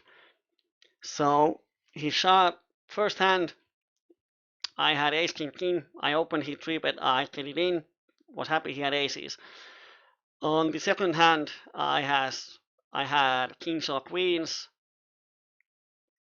and again I get it in versus his range. I'm in really good shape. He had aces. On the third hand, I had aces. I was like, now I'm going to beat him. He had aces, and this happened 5 times. For the first 5 hands, he was on the table. I had a good hand to stack off versus 100% range, and he had aces 5 times in a row in the first 5 hands. And on the sixth hand, I had aces and he had some queen 10 7 deuce rainbow, total garbage, or was it like pocket deuces or trip deuces, something totally horrible. And he beat my aces. So it was nice. I just said in the chat box that it's not my day. So first 6 hands, 6 all-ins, and he won them all. He had 5 times aces in a row. And I was thinking that in the first hand, and oh, what a lucker to have aces. And then on the second hand, I thought he cannot have aces, but when it happened 4 times on the fifth time, I thought that he cannot have aces again. I have to call here.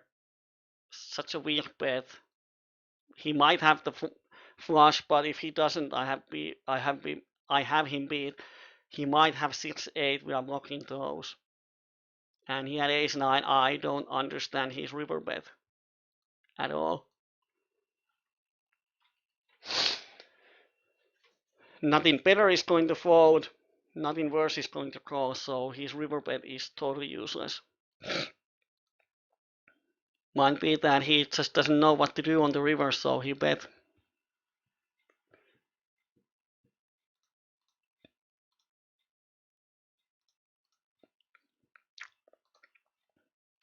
Ooh, 90 euros. That's like 450 BB spot. Probably one of the biggest ones we have had in coachings. I cannot remember any. Oh, should have put it. I thought I was on the button. My bad. And should not have put it. Oh dear. 2 mistakes. So when 3-betting out of position, we should pot, and when 3-betting in position, if we want to 3-bet more, then we can use smaller bet sizing. Here we have a bottom wrap. I'm just going to check. Let's see what happens. A lot of people have king queen, king xx. They are raising here as a semi bluff. So, and here we have middle pair and open ender, backdoor flush draw, short. I'm going to call. We have a lot of implant odds because once he raises, he doesn't want to fold. And on this turn, we can call. And on this river, we can stack him off. And he had the set.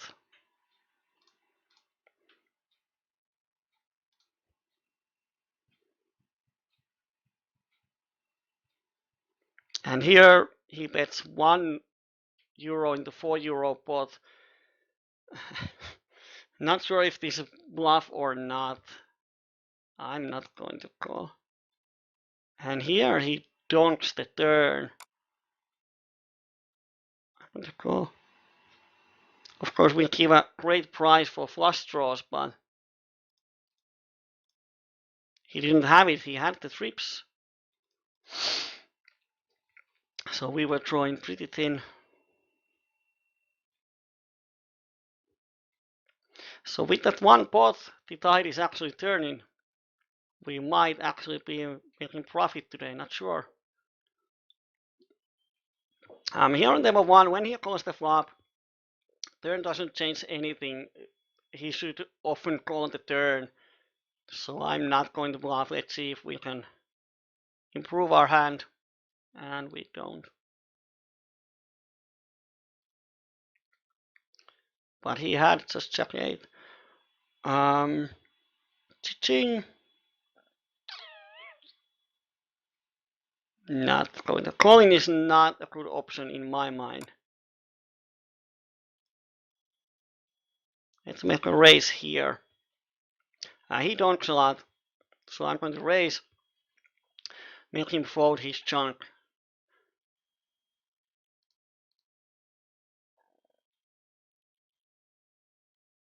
Oh, I think now this is some kind of triangle value, might be jacks or even pocket fours.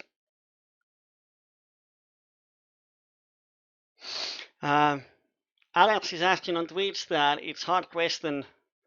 Question is not hard, to answer in 10 minutes is hard. He's asking that, can I explain the basics in PLO? What's the difference in Hold'em? To make it simple, the biggest difference is that you have to use 2 cards. It sounds simple, but there's a lot of players that think they have ace of spades and there are 4 spades on the board. They think that they have the flush. So you always have to use 2.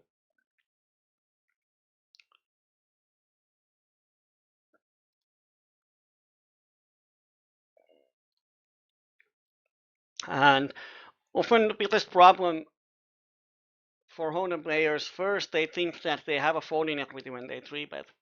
So in Hold'em they are used to have polarized 3-betting range. Sorry. But in PLO we don't have polarized. We have only premium hands and then we have good hands. But we don't ever 3-bet as a total bluff like with quad deuces. So when you 3-bet, don't expect anyone to fold. When you 4-bet, don't expect anyone to fold on the 4-bet itself. And one of the biggest things for Hold'em players is to understand about relative hand strength. Like when overpair is decent bluff catcher, when it's not, when you can even value bet overpair, when not. So they overvalue overpairs and 2-pairs because they are 2-pairs is the nuts in Hold'em. In PLO it's nowhere near. So they are overvaluing made hands and undervaluing draws. Because in Hold'em you don't have a huge draws. You might have open-ender and flush draw, but in PLO you can have over 20 outs for the nuts. You can have really high draws, and of course being a pot limit doesn't affect us. In Hold'em you don't often see over pot size bets on flop or turn from decent players. So it doesn't really change that much, but in PLO stacks get bigger because often the ranges are so polarized. They are either nuts or a bluff often.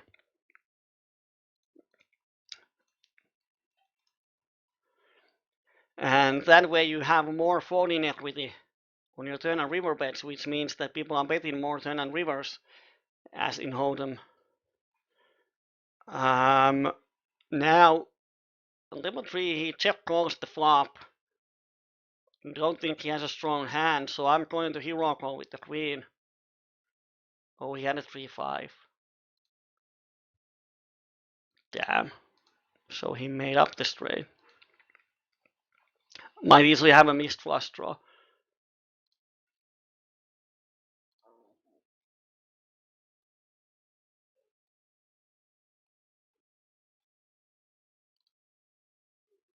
Here I'm going to check all the way with my trips. Oh, we had a trip, so we got lucky there when we didn't raise. The idea is that he's not going to call much on that board, so we can give him an opportunity to bluff and bet something.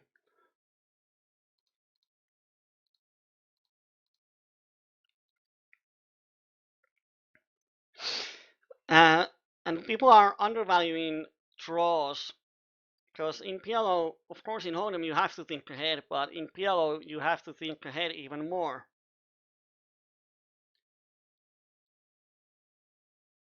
Because like on Jack 7-5 flop, you have pocket kings. In Hold'em, that's a super strong hand, easy bet.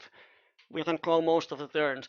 In PLO, Jack 7-5 flop, you bet opponent calls. Suddenly on the turn, half of the deck completes a draw. So suddenly you face a situation that half of the times on the turn, opponent checks and you begin to question that, oh, can he have a straight? If there's a flush draw like Jack 7-5 with the flush draw, now there's so many turns that complete something. So suddenly with the try overpair, you are in a pretty nasty situation. Against two shorties, I'm just going to shove queens. He's going to shove almost any four, so we are flipping against him, and he shouldn't have aces or kings. And double cut shot. Yeah, let's flip. And he had ace 5, and he has 10-8, ace 8. Well, we made the hand. And here we have a limp 3-bet. Might be aces. And against aces, our hand is quite premium. Against non-aces, we are in a bad shape. And we make the nuts with the redraw.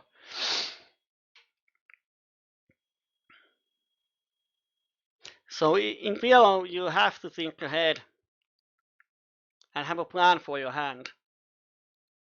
And most common,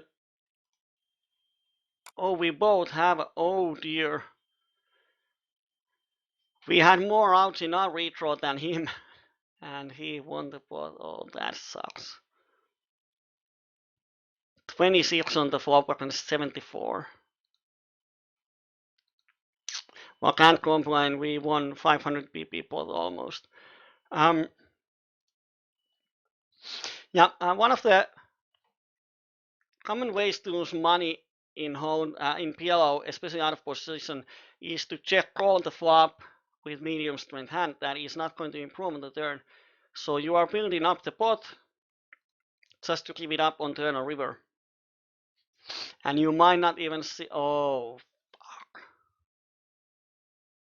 A7-5-4 and wait for stacks. And hits 3 pairs, so we don't have. We had only one out, or runner.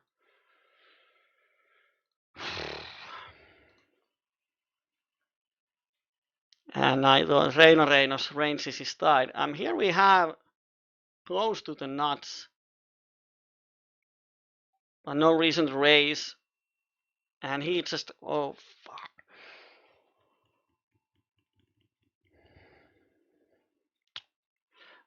That looks so much like aces when he bets the turn beat.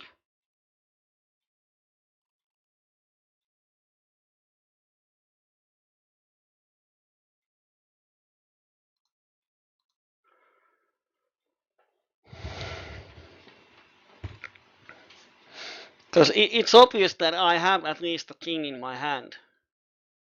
So for him to bluff the river, that would be horrible.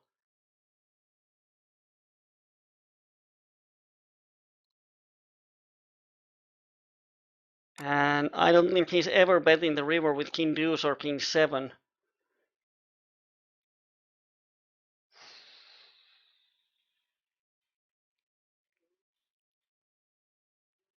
I'm going to fold. Folded second nuts.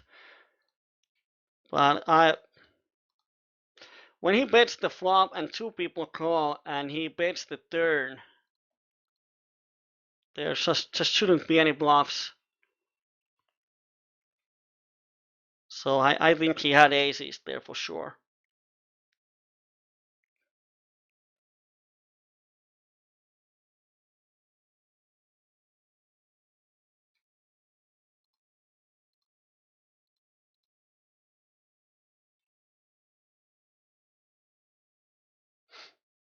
Oh, we're almost up. So let's start the final orbits. And let's see if we ended up in profit. Oh, we have lost over 40 euros here. Oh, I think we made up a losing session today. Our EV should be positive probably, but we lost here with the free roll. And then we lost to the A754 garbage.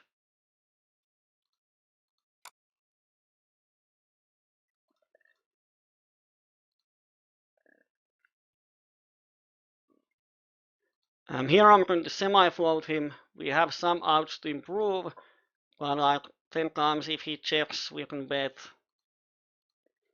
Or if he bets small, we can make a raise. And he folds, we pick up the pot.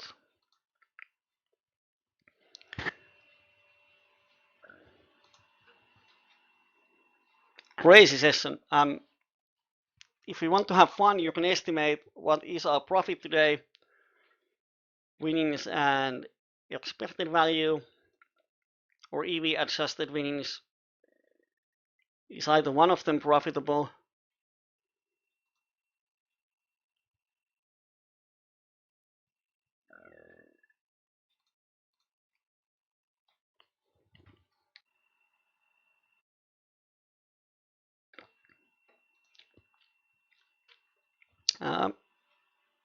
Well, now we see that his 3-bet hands have been quite garbage. Strange. Now 17-10 super tight player, and suddenly he 3-bets with garbage out of position with short stack. Their game plan doesn't have any logic.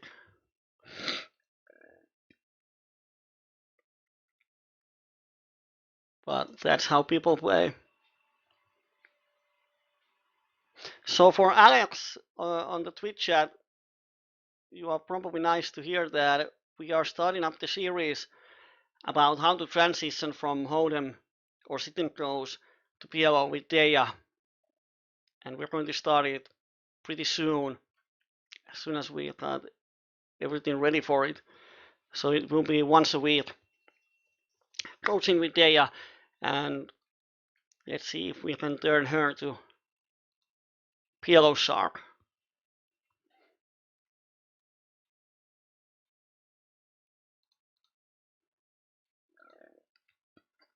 Let's close these orbits and see what we end up.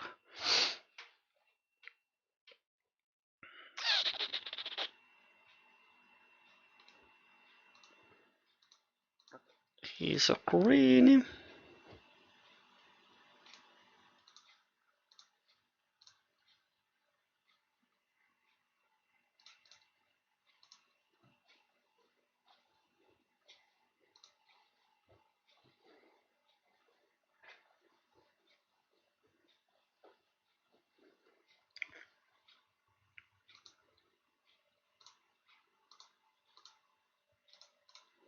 Table 4, we make a see, but if we check, he's going to bet most of turns, and there's not much real good turn cards for us.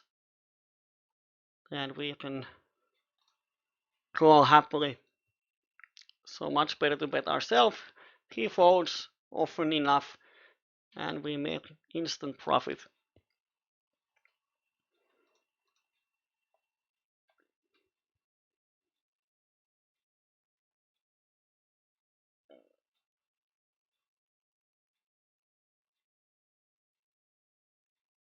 And he three bets. We have a cold caller. If we get it in, we are never a huge favorite versus their ranges. We are never underdogs, but instead of just taking three-way flip, let's call and see the flop. Queen high is good. And let's see, if he bets, we're going to get it in, but if he bets and he shoves, I think we might get away.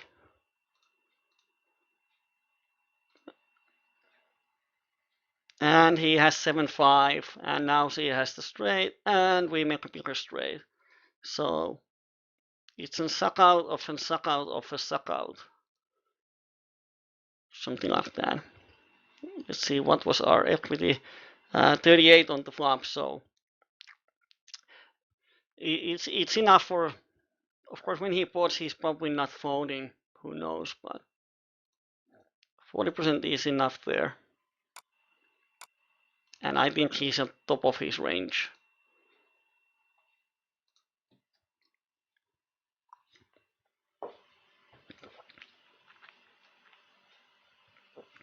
Alex is saying that piano is harder than no limit. It's not harder; it's different. Like PLO is mostly post-flop game. So thinking process that is required to make profit is a bit different. In No Limit Hold'em, most of the important decisions are made pre-flop. It's about pre-flop ranges and frequencies, and you're going to exploit your opponent pre-flop tendencies most of the time. While in PLO, often pre-flop is quite simple. People don't have huge leads pre-flop. Of course, they have, especially in 3-bet pots, because of their 3-betting ranges and calling 4-bet ranges. Most of those are the biggest problems. But in PLO, often you get an edge over your opponent, especially on turn and reverse. Turn is probably the most important street in PLO. That's where you make the money. I mean the big money. While in Hold'em, you probably make a lot of money also during the pre-flop. Okay, let's see how it ended up. Where is my poker tracker? Wow.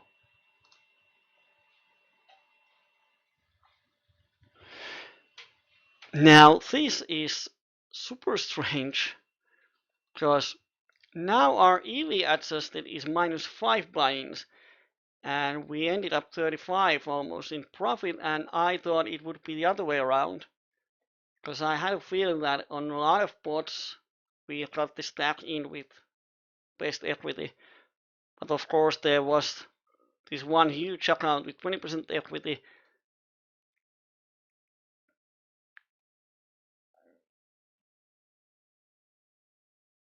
which is here, and then another one, and here is the real big pot where we got the money in with aces and just happened to scoop the pot this time. Our EV was not that great, around $12, 12 euros or something, and we won 85, 95, 80, something like that. But this is quite amazing because our EV line goes steadily down, so basically there was not a point where we would have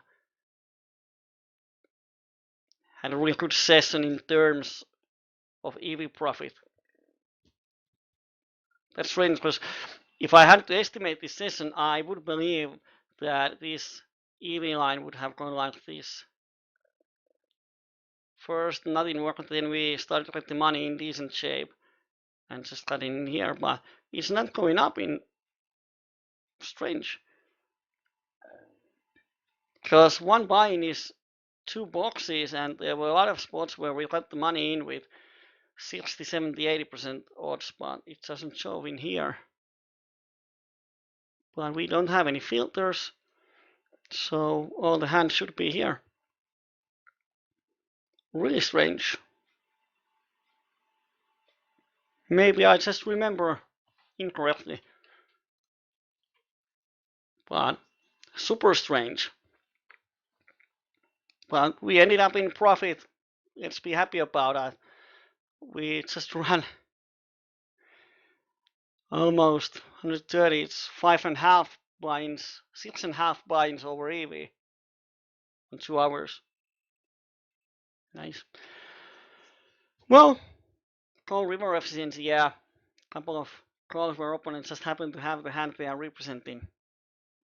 Well, I think against the range, call is right. Didn't work today. Well, let's continue. Next Friday, it's in Finnish. Friday after that in English, and stay tuned. Check the forums. We are going to do the transitioning from No Limit Hold and PLO. I assume it's in English. Not sure, but I hope so. Everyone can watch it. But now, let's have a good weekend. Let's enjoy the run crude. And we can end up the session with the infamous cat video. I'm Kyyberi. This was PokerMania.com. Totally free PLO coaching. Have a good night and bye-bye. So you're saying I can ask this cat any question? The cat is connected to the computer. You just type in the question, it will read his mind. There the answer comes.